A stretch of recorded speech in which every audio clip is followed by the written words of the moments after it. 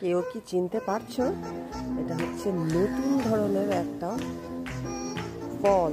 তোমরা নামটা বলতে পারবে কি? এই দেখো, একদম টমেটো বা কার মতন দেখতে, কাঁচা টমেটোর মতন লাগছে। তোমাদের কার মতন লাগছে না? দোকানদার বললো এটা হচ্ছে পার্সিয়ান ফল, এখনো কাটিনি, কেটে তারপরে তোমাদের ভিডিও করবো।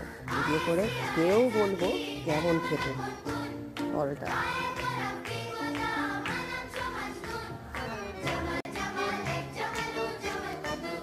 এই পার্সিয়ান ফলটার দাম হলো 50 টাকা। বাজারে 50 টাকায় কিন্তু এই ফলটার দাম।